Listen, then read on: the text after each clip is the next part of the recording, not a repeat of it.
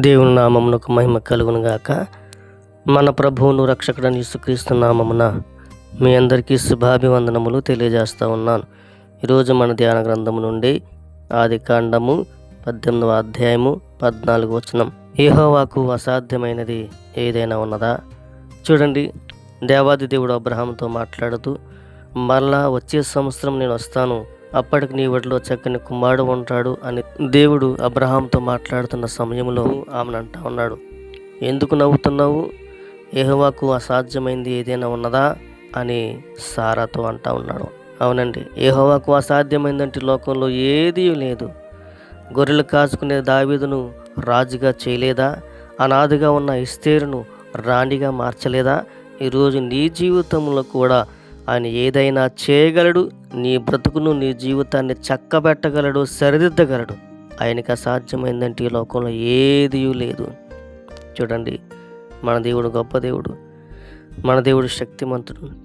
సారా అనుకుంటా ఉంది, నేను వృద్ధాప్యంలో ఉన్నాను, నా భర్త వృద్ధాప్యంలో ఉన్నాడు, మా శరీరం అంతా కూడా ఉడికిపోయింది, ఇప్పుడు మాకు పిల్లలు కలుగుతారా అని అనుకుంటా ఉంది.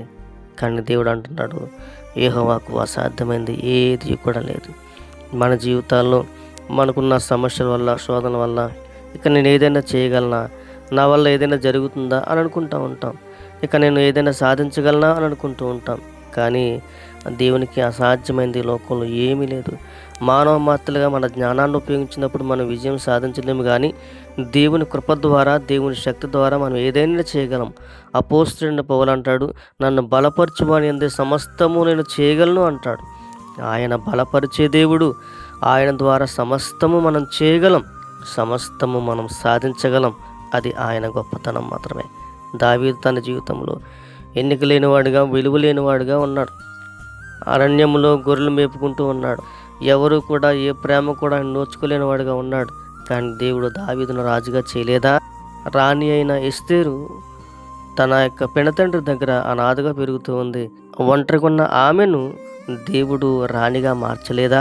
ఈరోజు మన జీవితాల్లో కూడా అంతే. మనం ఏ స్థితిలో ఉన్నా, ఏ పరిస్థితుల్లో ఉన్నా, తగిన సమయం వచ్చినప్పుడు మనల్ని ఆయన ఉన్నతంగా ఉంచుతాడు.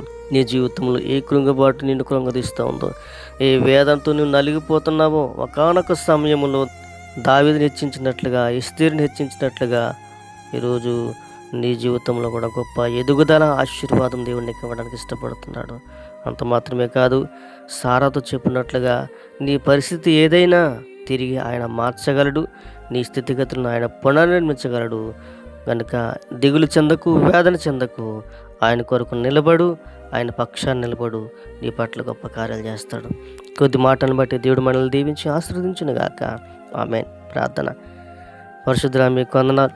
మరొకసారి మీ పాసనకు రావడానికి ఇచ్చిన ధన్యతను బట్టి నీకు వందనాలు. అవును ప్రభా, నువ్వు ఏదైనా చేయగల దేవుడు తండ్రి. నీకు అసాధ్యమైంది ఈ లోకంలో ఏమీ లేదు. కనుక నీ మీద ఆనుకుని జీవించి దావీదు వలె, ఎస్తేరు వలె నీ కొరకు బలమైన సాక్షులను నిలబడే కృప దయచేయమని, అందరైతే వాక్యం ఉన్నారో వారందరూ బలపరచమని యేసు నామమున అడుగుచున్నాను తండ్రి. ఆమేన్.